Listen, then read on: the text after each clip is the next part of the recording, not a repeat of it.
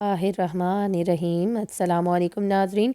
Channel पर अगर new हैं तो चैनल को सब्सक्राइब लाजमी कर लें ताकि हर आने वाली न्यू वीडियो आप तक बआसानी पहुंच सके। मेरे वालिदैन मुझे मारकर बहुत दूर फेंक आए और वो मुझे कहते थे कि तुमने हमारी इज्जत खाक में मिला दी है। मैं नहीं जानती थी कि मैंने ऐसा कौन सा काम किया जो इनकी इज्जत खाक में मिल गई थी। मैं तो बस एक माजूर लड़की थी जिसे दुनिया भर का कोई होश नहीं था। मेरे वालिदैन ने मुझे जहर दे दिया था। इनकी नज़रों में मैं मर चुकी थी, मगर किसी नेक इंसान की मुझ पर नज़र पड़ गई। इसने मेरी जान बचाई और फिर वो मुझे अपने घर ले गया। साल बाद जब मैं 17 साल की हुई तो इसने मुझसे निकाह कर लिया। मैं इसके साथ बहुत खुश थी। एक रोज़ मेरी नौकरानी रोते हुए मुझे कहने लगी, बीबी जी मुझसे ये जुल्म देखा नहीं जाता। मैंने इससे पूछा कि कौन सा जुल्म। तब वो बोली, आज रात आप अपने बिस्तर की चादर उठाकर खुद देख लीजिएगा, आपको सब पता चल जाएगा। साहब जी आप पर इतने मेहरबान क्यों हैं। रात को शौहर के सोने के बाद मैंने जैसे ही अपने बिस्तर की चादर हटाई तो मेरे सर पर आसमान गिर पड़ा। ऐसे लगता था कि अभी मेरी जान निकल जाएगी, क्योंकि वहाँ तो मेरा नाम अकीला है। मेरे वालिद प्राइवेट इदारे में जॉब करते थे। मेरी वालदा को भी जॉब करने का बहुत शौक़ था, मगर अब्बा नहीं जॉब नहीं करने की इजाज़त नहीं देते थे। अब्बा इनकी खूबसूरती की वजह से इन्हें बाहर जाने नहीं देते थे। मेरी अम्मा की तालीम मेरे अब्बा से ज़्यादा थी। वो कहती थी कि मेरी काबिलियत से जलते हो, इसीलिए मुझे जॉब नहीं करने देते। बस इसी वजह से दोनों की आपस में नहीं बनती थी। हर वक्त लड़ाई झगड़े चलते रहते थे। अम्मा की बातों में ज़्यादा अमल दखल अम्मा के दोस्तों का था, जो हर वक्त अपनी महंगी चीज़ों का दिखावा करती रहती थी। अम्मा के अंदर भी ख्वाहिश पैदा होती कि वो भी ऐसी चीज़ें इस्तेमाल करें। इन्हें अपनी गुर्बत बहुत बड़ा ऐब लगती थी। हालांकि हमारे घर किसी चीज़ की कमी नहीं थी, बस बाबा इतना कमा लेते थे कि जिससे घर का निज़ाम अच्छे से चल सकता था। मेरी पैदाइश पर दोनों ही खुश थे, लेकिन जब इन्हें पता चला कि इनकी बेटी मासूर है तो वो एक दूसरे पर इल्ज़ाम देने लगे। इन्हें तंदुरुस्त बच्चा चाहिए था। अम्मी को अपने दोस्तों के सामने ये बताने में शर्मिंदगी होती थी कि इनकी बेटी मासूर है। अब्बा तो वैसे भी मुझे बहुत समझते थे। मैं सारा दिन रोती रहती दादी थी जो मेरा ख्याल रखती थी, मेरे पास बैठती थी। यूं ही मैं बड़ी होती गई। मुझे कहीं जाने की इजाज़त नहीं होती थी। मैं अम्मा आपा की लड़ाई झगड़े आई थी। अम्मा का हुस्न मुझे विरासत में मिला था। इतनी खूबसूरती का क्या फ़ायदा जब कोई प्यार ही ना करे। आपको बहुत समझा जाए। अब्बा कहते थे, पता नहीं किस गुनाह की सज़ा में हमें ये माजूर लड़की मिली है। हालांकि मैं इनकी इकलौती औलाद थी। अब्बा मज़ीद औलाद नहीं चाहते थे, बस मुझे देख कर कहते थे, हाँ इतनी खूबसूरत बच्ची है, काश ये अपनी टांगों पर चल सकती। अब कौन इससे शादी करेगा। मेरा दिल चाहता था कि मेरे वालिदैन मुझे प्यार करें, मगर वो तो मेरी तरफ देख कर भी राज़ी ना थे।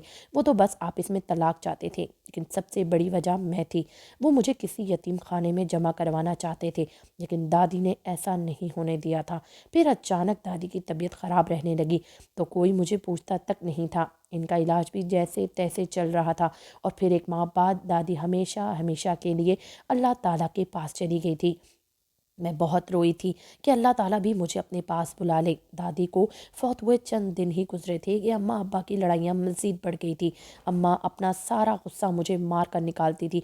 इन्होंने कभी मुझे डॉक्टर को नहीं दिखाया था, क्या पता मैं ठीक हो जाती। तो अम्मा के अब्बा की गैर मौजूदगी में किसी आदमी से भी मिलने लगी थी। अम्मा ने मुझे सख्ती से मना किया कि ये बात मैं किसी को भी नहीं बताऊंगी। फिर एक रोज़ मेरी अम्मा अब्बा में किसी बात पर बहस हुई। इसके बाद अम्मा मेरे पास आई और मुझे अपने हाथों से खाना खिलाने लगी। मैं हैरान हुई कि अम्मा को क्या हुआ है जो वो अब मुझे अपने हाथों से खाना खिला रही हैं, मगर मैं नहीं जानती थी कि इस खाने में जहर मिला हुआ है। खाने खाने के बाद जब मैं बेहोश हो गई और मेरे वालिदैन को लगा कि मैं मर चुकी हूँ, तो वो मुझे उठाकर एक बहुत दूर जगह पर ले आए थे। इस वक्त मेरी उम्र 14 साल हो गई।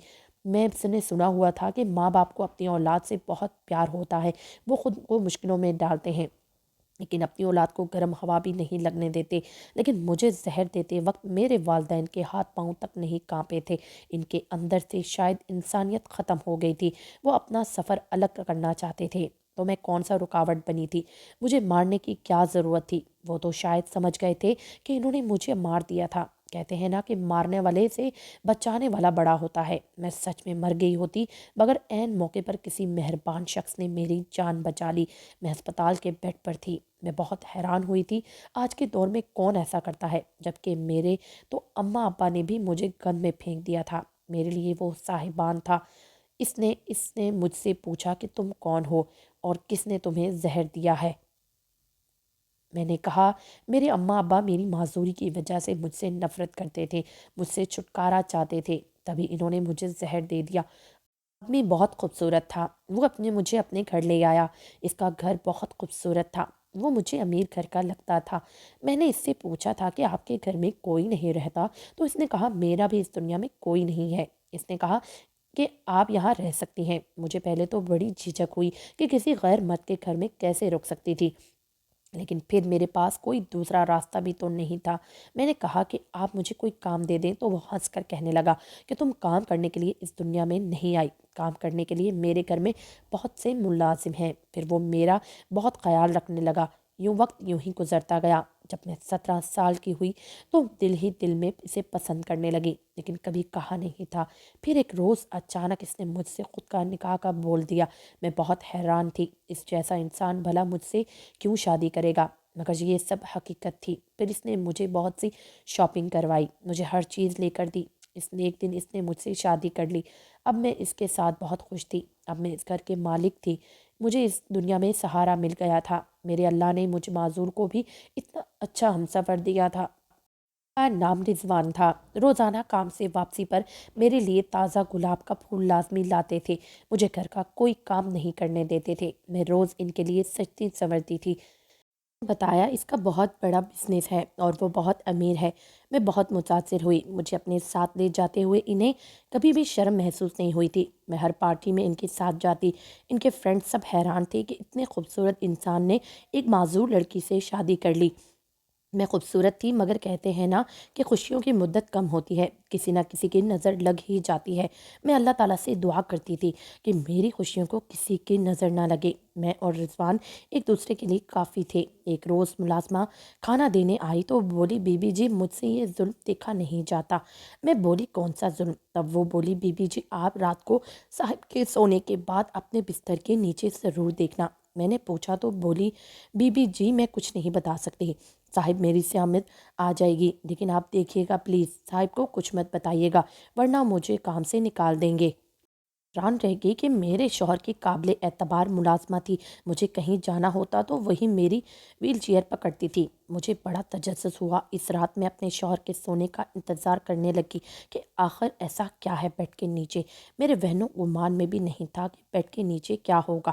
شوہر کے سونے کے بعد جو ہی بیڈ کے نیچے دیکھا تو میرے پیروں تلے سے زمین نکل گئی، کیونکہ وہاں ہاتھ سے بنی چار چار گڑیاں پڑی تھیں۔ ان سب کی ٹانگیں ٹوٹی ہوئی تھیں اور ان پر سوئیاں لگی ہوئی تھیں۔ وہ سب دیکھنے میں بھی میرے جیسی لگتی تھی۔ میں بہت ڈر گئی تھی، میرا جسم کانپ رہا تھا، میری سوچیں الجھی ہوئی تھی۔ میں نے اپنے شوہر سے پوچھنا چاہا، پھر اس نوکرانی کا ڈرا سہما روپ نظر آیا۔ اس نے تو مجھ سے وعدہ لیا تھا کہ میں کسی کو کچھ نہیں بتاؤں گی۔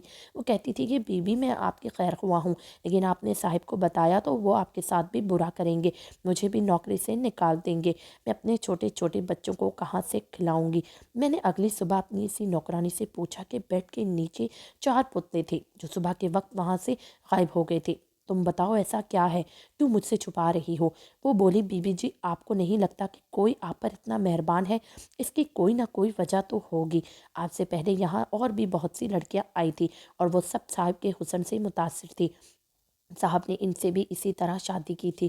پھر وہ اپنی بات کاٹ کر بولی بی بی جی آپ بہت معصوم ہیں، آپ صاحب جس سے بچ کر رہیں، میں آپ کی مدد کرنا چاہتی ہوں۔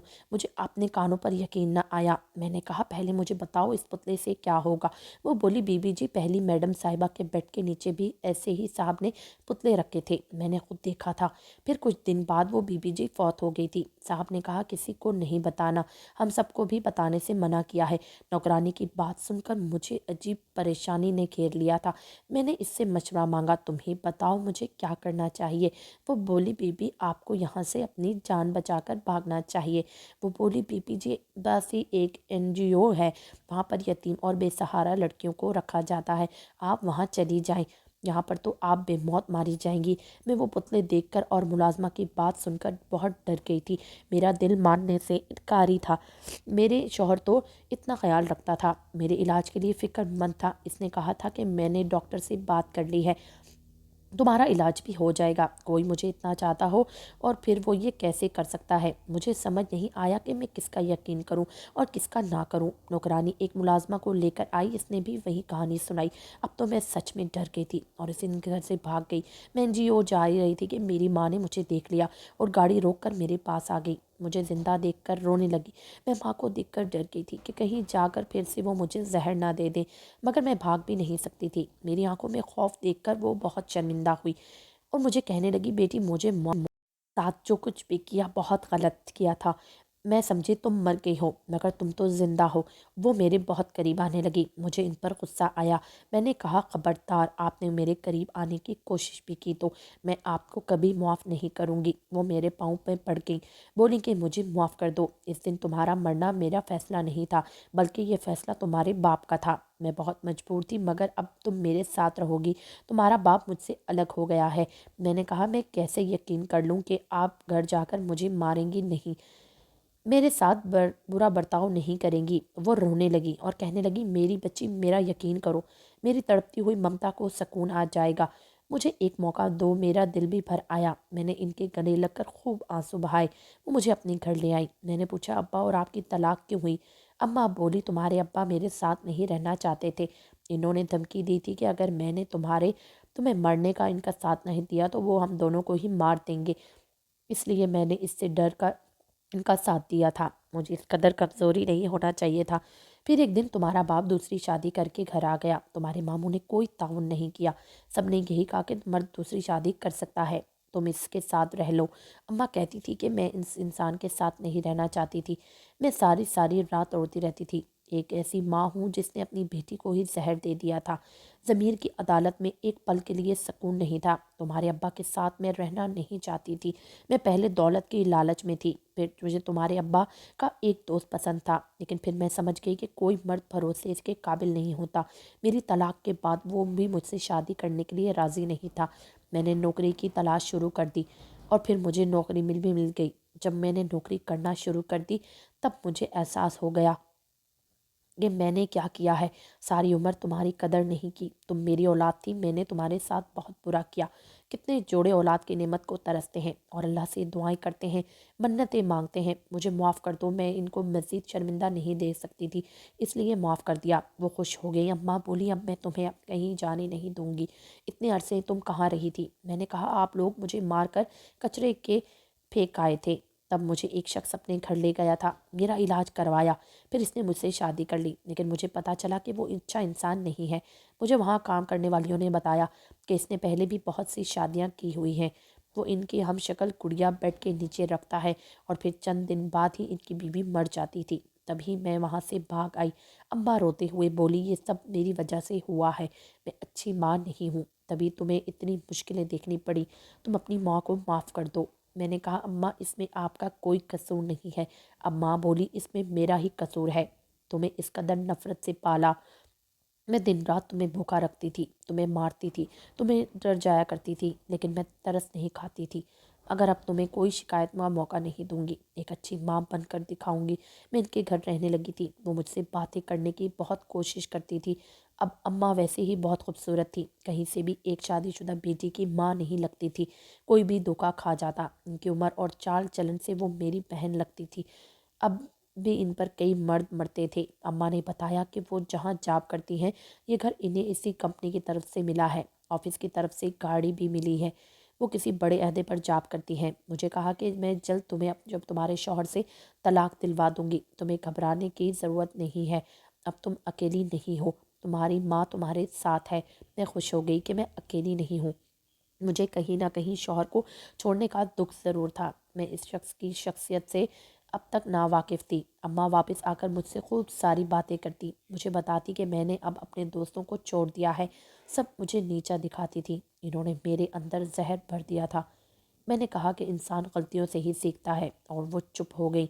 मुझे यहाँ रहते महीना हो गया था। एक दिन रात को प्यास की वजह से उठी, किचन में जाने लगी, लेकिन मुझे अम्मा के कमरे से आवाज़ें आ रही थी। मुझे तजस्सुस हुआ कि सुनो तो वो क्या बातें कर रही हैं।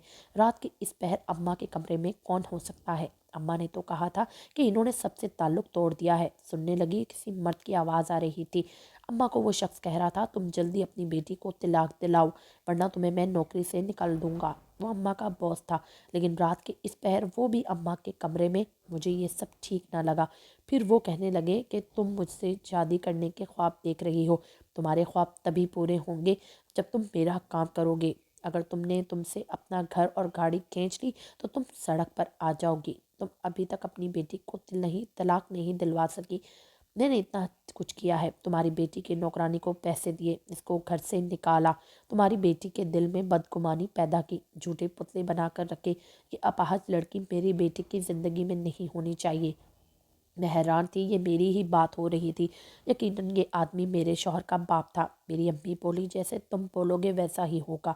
अब तुम्हें शिकायत का मौका नहीं मिलेगा। मैंने बेटी के दिल में जगह बना ली है। बहुत भोली भाली है, मैं इसे साइन करवा लूँगी। अब मुझे सारी बात समझ आ गई थी। मुझे अपनी कम अक्ली पर गुस्सा आया कि मैंने इतनी मोहब्बत करने वाले शौहर पर एतबार नहीं किया।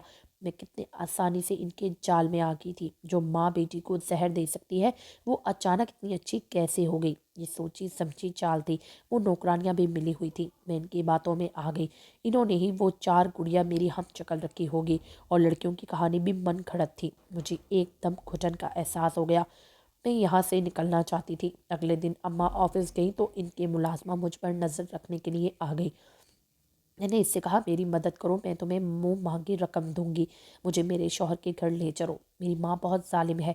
मेरी माँ बिल्कुल भी नहीं बदली थी। इसने बस मेरे सामने अच्छा बनने का निकाब चढ़ाया हुआ था। मैंने कहा, वो कि मुझे तलाक दिलवाना चाहती हैं, मेरा घर तबाह करना चाहती हैं। काम होने के बाद इस अमीर बंदे से शादी करके वो मुझे छोड़कर चली जाएगी। तुम मेरी मदद करो। इसे भी शायद मुझ पर रहम आ गया। इसे पैसों की ज़रूरत थी, तभी वो मान गई। मैं गाड़ी करवाकर सीधा शौहर के पास आ गई।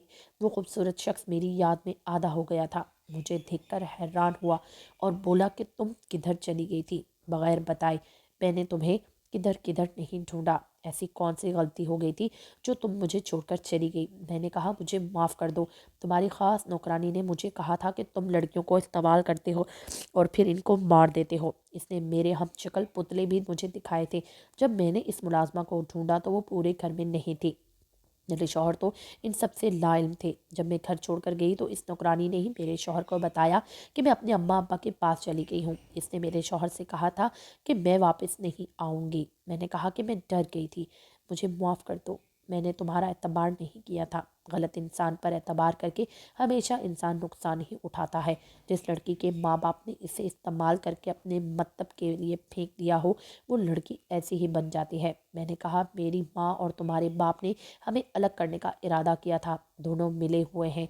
तुम्हारा बाप मुझ जैसी मासूम लड़की को अपनी बहू तस्लीम नहीं करना चाहता। इन्हें तुम्हारे हम कदम चलने वाली लड़की चाहिए जिसमें कोई नुक्स ना हो। वो मेरी माँ से इसी शर्त पर शादी करना चाहता है कि पहले वो मेरी तलाक करवाएगी। मेरा शौहर सारी हकीकत जानकर हैरान रह गया। वो बोला, मेरा बाप अच्छा आदमी नहीं है, इसलिए इनसे अलग रहता हूँ। मैं इन्हें आयाशी की आदत है। हर खूबसूरत लड़की को वो शादी के ख्वाब दिखाते हैं, अपने पैसों से इस लड़की को अयाशी करवाते हैं और जब अपना मकसद पूरा हो जाए तो छोड़ देते हैं। इसका मतलब वो अम्मा को भी सिर्फ अपने मकसद के लिए इस्तेमाल कर रहे हैं, इनसे शादी नहीं करेंगे। मेरे शौहर ने कहा, मैं तुम्हें कभी भी नहीं छोड़ूंगा। मैंने इस नौकरानी को काम से निकाल दिया था। मेरे शौहर ने फिर से मेरा हाथ थाम लिया था। वो मुझसे बहुत मोहब्बत करते थे। ऐसे लोग जो दौलत की लालच में आकर आपका घर तबाह कर दें पर कभी एतबार नहीं करना चाहिए। मेरी माँ को भी सब असलियत का पता चल गया था। वो भी मेरे शौहर के घर आ गई। इन्हें फिक्र थी कि अगर मैंने सुलह कर ली तो कहीं इनके हाथ में आई दौलत वापस ना चली जाए। हकीकत में वो किसी को प्यार ही नहीं करती थी। वो मेरे पास आकर मुझे कहने लगी, तुम मेरी बेटी हो, चलो मेरे साथ, मैं तुम्हें इस आदमी से तलाक दिलवाऊंगी। मैंने कहा, आपका असल चेहरा मैं देख चुकी हूँ, अब मैं अपने शौहर के साथ रहूंगी। मैं बेवकूफ़ थी जो आप पर एतबार किया। मुझे समझ जाना चाहिए था कि आप एतबार के लायक नहीं हैं। वो बोली, क्या बोल रही हो बेटी, मैं तुम्हारा इलाज करवाना चाहती हूँ। तुमने मुझे मुआफ़ कर दिया है। मैंने कहा कि मैंने आपके इस रात सारी बातें सुन ली थी। अगर आपने मेरे साथ कोई ज़बरदस्ती की तो मैं आपको पुलिस के हवाले कर दूंगी। पुलिस का नाम सुनकर वो घबरा गई। मैंने कहा, आप इस काबिल नहीं हैं कि आपको मुआफ़ किया जाए। मैंने इन्हें जान से मार देने के जुर्म पे करवा दिया था। इन्होंने मुझे जहर देकर मारने की कोशिश की है। पुलिस इन्हें गिरफ्तार करके ले गई थी। मैं कभी भी ऐसा ना करती, लेकिन मुझे पता था कि इन्होंने मेरी ज़िंदगी में सुकून कभी नहीं रहने देना था। लेकिन अल्लाह ताला का शुक्र है कि सब मामला ठीक हो गया था। मेरे शौहर ने मुझे बताया कि मैंने तुम्हें बहुत जगह ढूंढा, मगर तुम मुझे कहीं नहीं मिली। तुम काश मुझ पर यकीन कर लेती। तुम्हारी माँ और मेरा बाप दोनों ही गलीज़ इंसान हैं। मैं इन रिश्तों से निकल आया हूँ। इस दुनिया में वाहिद तुम हो जो मेरी हो, और मुझे शर्मिंदगी हुई। मेरा शौहर मुझसे इतना प्यार करता था, फिर भी मैंने इसका एतबार ना किया। मेरी माफ़ी मांगने पर इन्होंने मुझे माफ़ कर दिया। अब हम इस खुशी से रह रहे हैं। मैं अपने इलाज के लिए अपने शौहर के साथ बाहर के मुल्क आ गई थी। डॉक्टर ने ऑपरेशन का बताया था, इसके बाद ये चल फिर सकती है। मेरे शौहर मेरा इतना ख्याल रखते थे कि मैं अल्लाह ताला का जितना शुक्रिया अदा करती कम था। ऑपरेशन के बाद मैं बिल्कुल ठीक हो गई थी, अपने पाँव पर चलने लगी थी। मैंने अल्लाह ताला का लाख लाख शुक्र अदा किया था कि इसने मुझे इतना प्यार करने वाला शौहर अता किया था।